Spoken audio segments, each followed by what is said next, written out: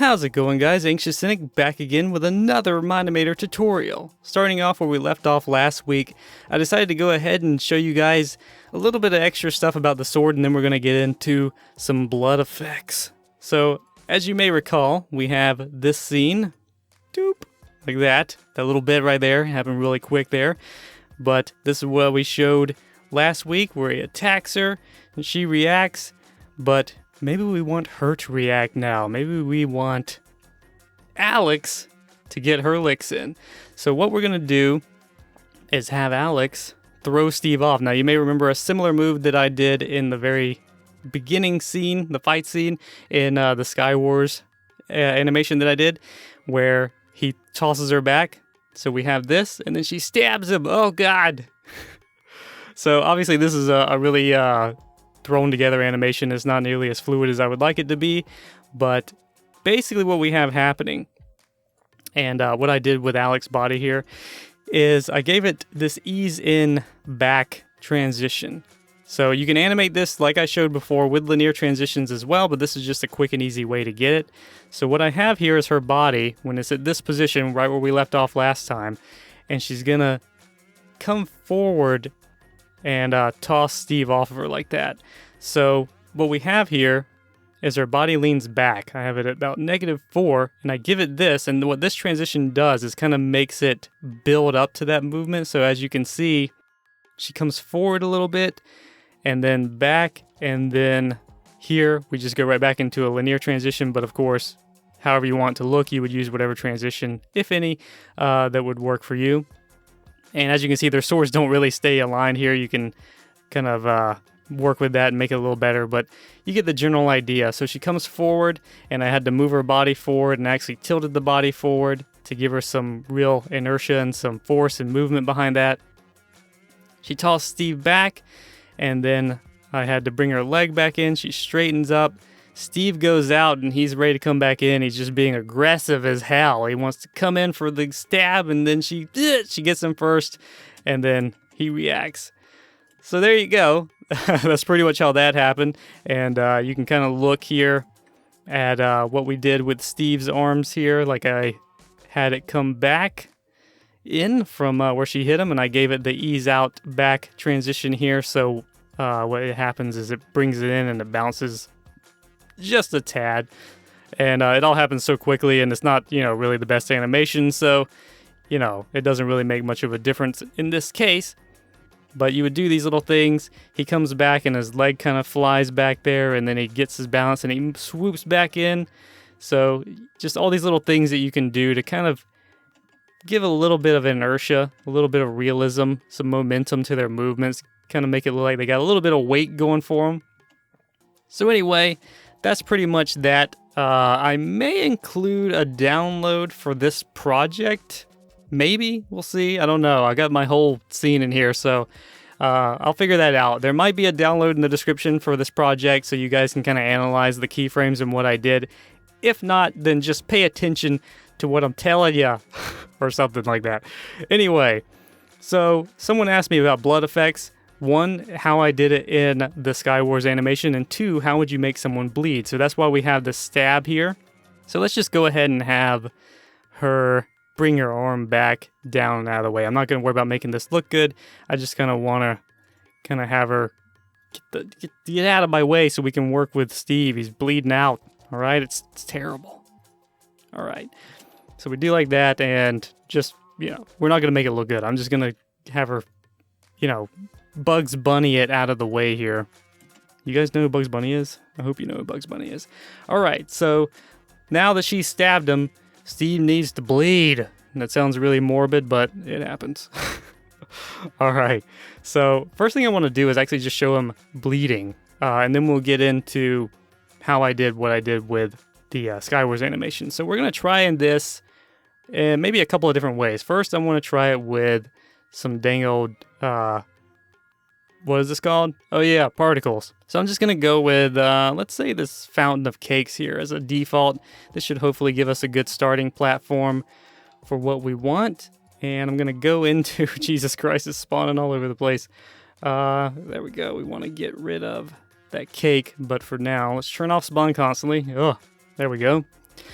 And what we want is, we're on the ground here, the 0Z here, so we don't need to worry about that. Fortunately, this bounding box is already set to ground, but you may need to adjust this depending on what kind of scenery you're working with, so don't take this as like the ultimate. So what we're going to do is just go ahead and move this to about where his wound was.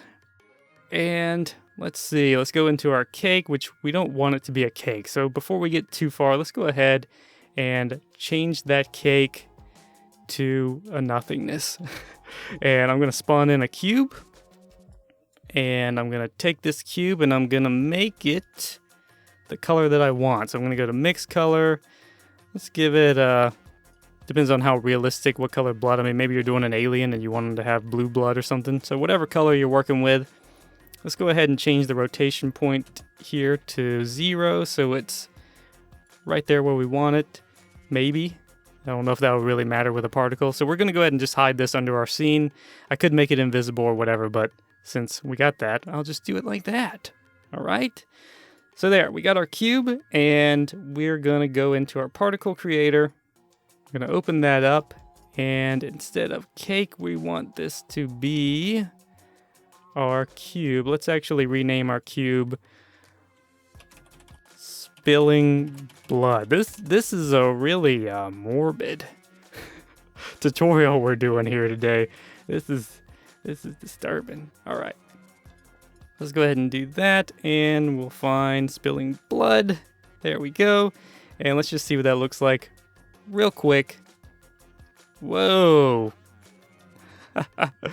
All right, so as you can see, it did not inherit the color. So what we're gonna do is get our color over here, maybe something like that, and see what that looks like. There we go. All right, so maybe it doesn't matter what color the cube is. We learned something.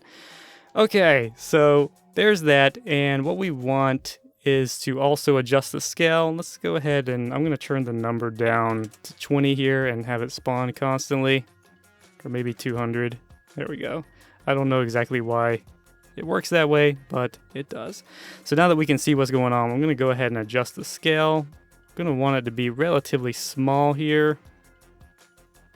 That seems okay. Maybe 0.1, something like that. That might be a little bit too small. I'm going to turn off bounce, so that way it'll just sit there. And what we want is it to not go up. We want it to come out on the side, right? So let's go ahead and see if we can zero this out and zero this out. And let's see, which one is our blue axis? It's the Y. So let's have it on the Y. It's kind of doing it as it is. You see there? That looks disturbing. Let's see if we want it to be... Let's actually turn these off here. Let's make that 0 again, and let's have this be -25. -25. All right, so maybe we want that to be +25 and +25. There we go. It's not too bad. This is obviously kind of a foray into particles. I'm not super familiar with them myself, but this is basically how you would do it. You know, the negative versus positive directions and on which axis you want them to come out on. So the initial here is how much force is going to be applied to the particle from the top, and the add is how much force will be applied over time. So let's go ahead. Our Z is at -3, and that actually has given us a pretty good result. If I change this, let's say -10, then as you can see, it drops really quickly.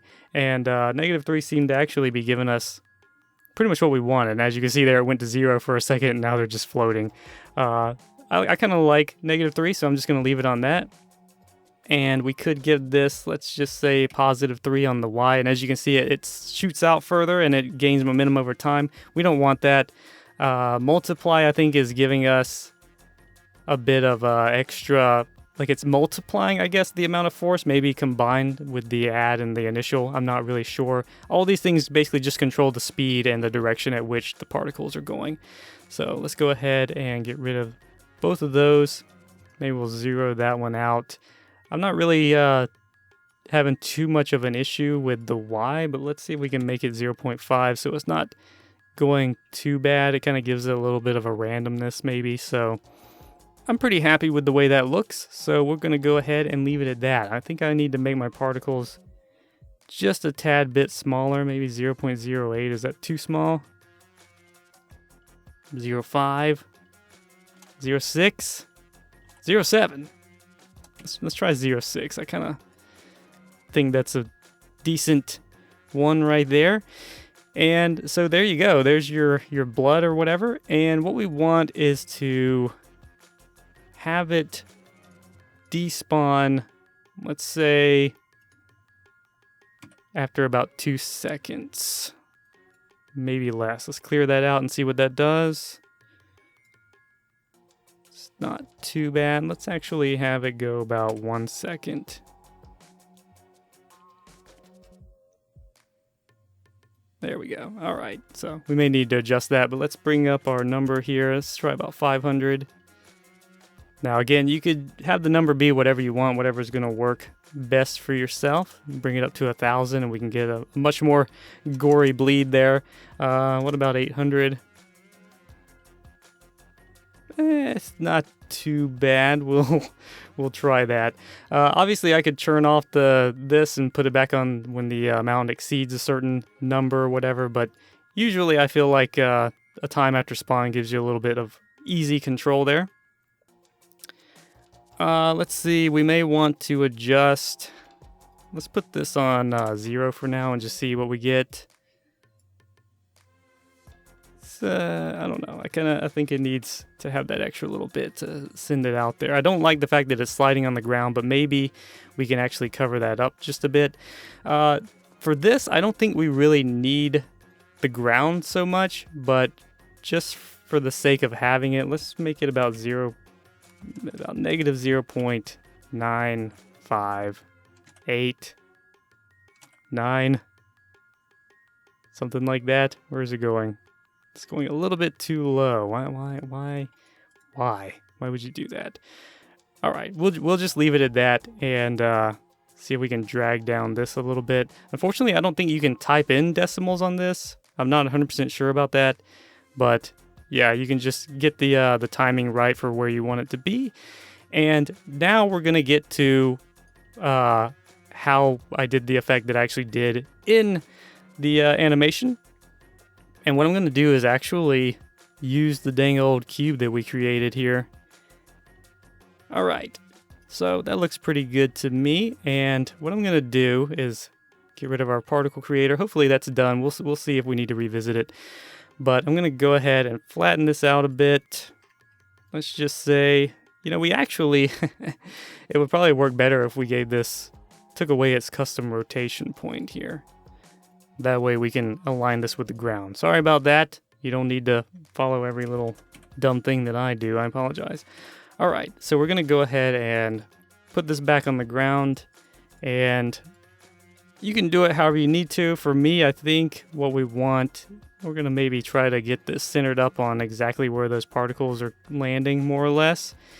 And there you go. Like, that's pretty much it. That's all I had to do for the Sky Wars battle, is I just set it up because it was all still scenes, like the characters were already supposedly dead and they had already been bleeding.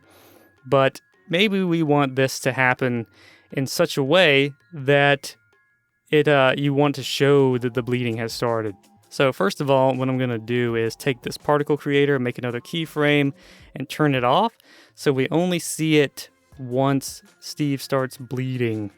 So maybe that would be somewhere around here. Doop. There we go. Obviously, Alex is kind of distracting there, but yeah, he starts bleeding and there it is. He doesn't really react much, which is kind of weird. I don't know why he would just stand there in a frozen position like that. Anyway, so what we're going to do is kind of do a little bit more advanced animation than what I did in the Sky Wars thingamajig. So I'm going to go 0.05.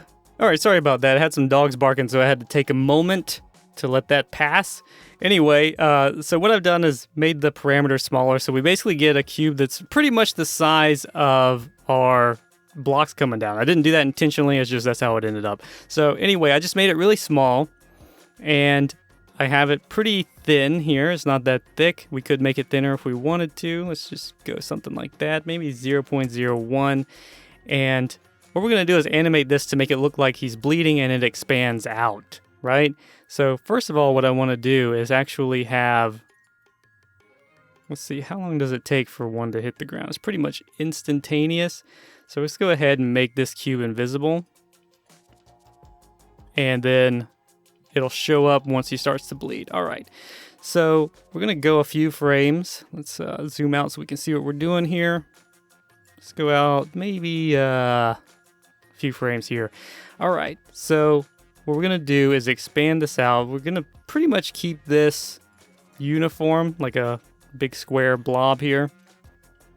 Maybe we'll go even more, maybe 2. That's kind of big, but just for the sake of the tutorial here, that's a lot of blood. This is, once again, the most gory tutorial I think I've ever made. So what happens here is he'll get stabbed, he starts bleeding, and then that comes out. That's obviously way too fast, so let's see if we can drag it out. Usually you might want it to be kind of dramatic, so it would happen kind of slowly. Maybe we'll give it a keyframe transition. Let's see. Let's go to this one, and let's see. Maybe we'll have it. Let's go with one of these E's in. And it starts filling up. And again, like, you know, it depends on how dramatic you want it to be. We'll just bring it way out here. He starts bleeding, and it starts to come out. So let's deselect everything so we can kind of watch this whole thing in motion here. See what this looks like. Let's actually give it maybe some rendering here and see if we can crash the computer. There we go. And he did. And then she stabs him, and then the blood comes out. So obviously you might need to play with your particles there to not make them appear so blocky and whatnot. You may want them to disappear so they don't land on the ground like that. All sorts of things you could do to tweak this and make it look a lot better. But that's how you could do it and make Steve bleed a bit. And I'm not going to include this particle with the tutorial because I think you could probably make something better than this. But that is one way that you could do it.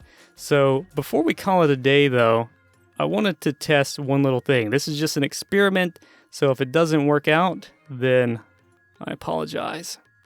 But one thing you could do, let's go ahead and go into our blocks here, and let's bring in, let's say, where are you?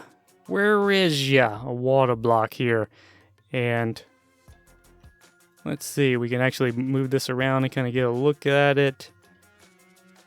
You can change the type of block and stuff, but we basically just have a running block of water. When you click on it, it'll actually be animating it in the in this, so you can kind of see what goes on with the block. So let's go ahead and create that, and let's have it become visible at this point. So we're going to go ahead and make just another random keyframe and toggle off the visibility so it becomes visible right here, and we're going to make it a little bit, let's say about 0.5. This probably needs to be less than that. Yep.